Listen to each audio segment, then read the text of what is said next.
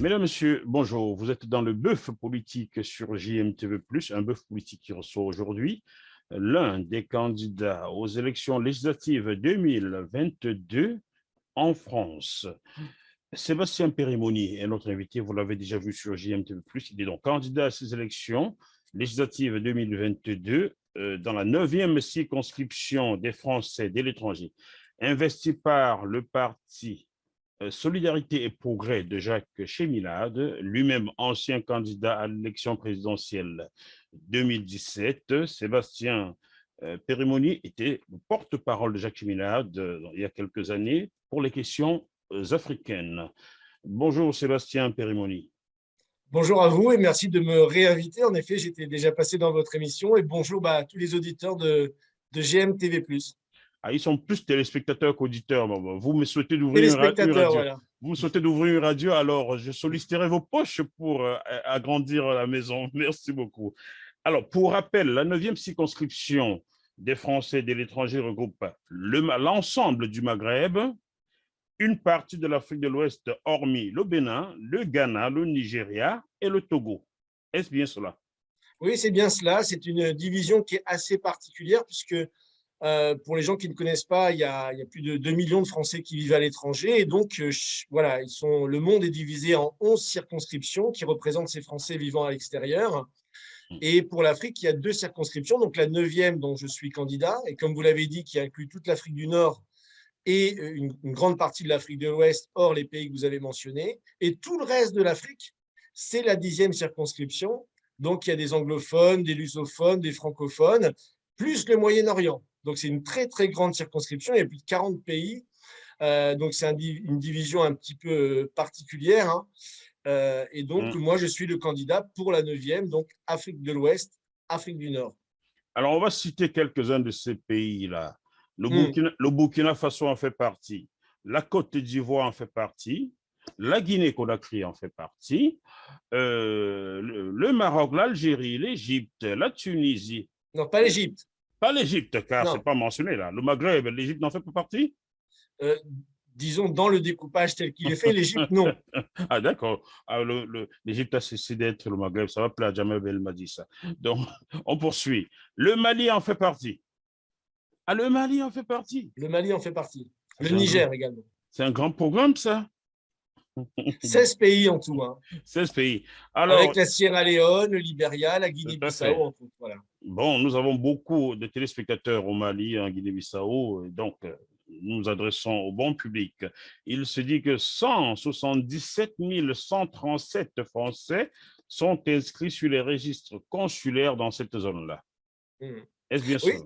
c'est bien ça. C'est le chiffre officiel du dernier recensement sur les listes électorales. À savoir qu'en effet, il y a bien 177 000 inscrits.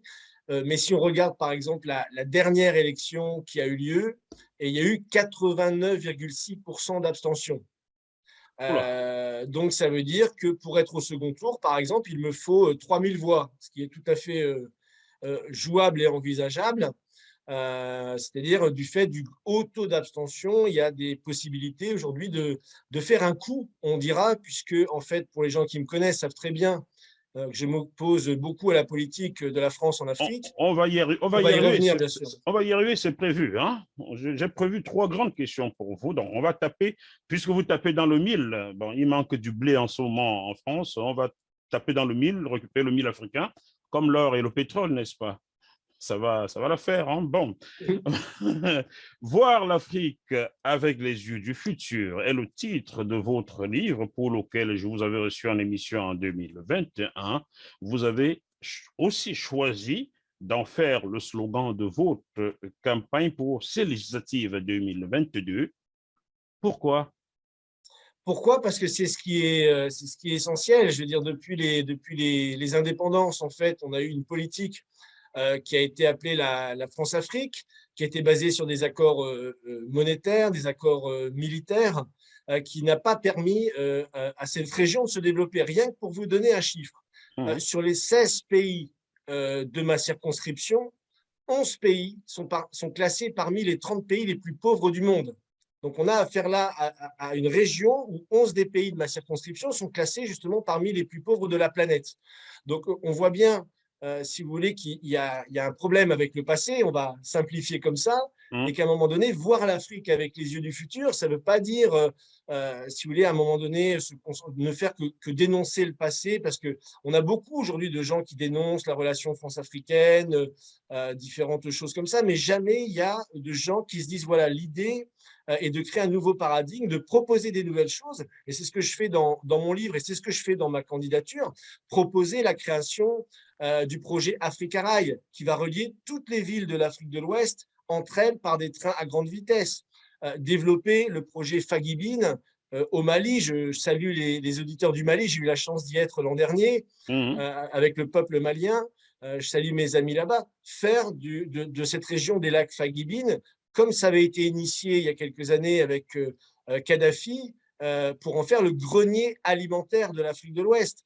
Et c'est vrai de proposer quelque chose d'entièrement nouveau, basé sur un développement réel de ces pays qui sont classés parmi les plus pauvres du monde.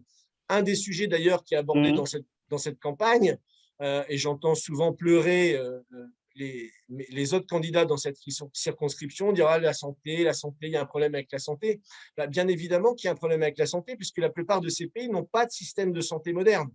D'ailleurs, leurs propres dirigeants viennent se faire soigner en France ou en Suisse. Donc, il n'y aurait pas ces problèmes de santé, ces problèmes liés aux soins, si justement ces pays étaient dotés d'un système de santé moderne. Et moi, je me bats au niveau international. Nous avons, avec notre Institut Schiller, proposé la création d'un système de santé moderne dans tous ces pays, parce qu'on l'a vu avec la crise de la pandémie que ça a manqué. Et donc, on se bat pour ça avec l'ancienne ministre de la Santé aux États-Unis, avec des gens du CDC, des centres de contrôle et de prévention des maladies. Il y a plein d'initiatives qui vont dans ce sens-là. Et c'est ça l'idée de voir l'Afrique avec les yeux du futur. C'est voir l'Afrique industrialisée avec des transports modernes, un système de santé moderne, un système éducatif moderne. On parle du Mali. Bon, c'est un des pays où il y a le plus haut taux d'analphabétisation, avec des pays comme la Mauritanie ou d'autres. Donc, on voit bien que ça, il faut que ça s'arrête. Et ce qu'il faut arriver, si vous voulez, à donner le goût des Français qui vivent là-bas, et puis surtout le goût des politiciens qui vivent ici, c'est de recréer un partenariat basé justement sur une politique gagnant-gagnant, comme on dit maintenant. Ils ne vont pas beaucoup vous aimer à l'Élysée avec un tel programme. Hein? Non, ils ne vont pas beaucoup m'aimer. D'ailleurs, l'Élysée, le Quai d'Orsay, des gens dans le ministère des Affaires étrangères, puisque il faut savoir que les Français de l'étranger sont liés au ministère des Affaires étrangères. Tout à fait, tout à fait. Un drôle de paradoxe. Si vous voulez, évidemment, non, n'aime pas cette politique, n'aime pas qu'on soutienne, par exemple, la révolution du peuple malien, n'aime pas qu'on soutienne justement la volonté de souveraineté des pays comme l'Algérie dans certains domaines.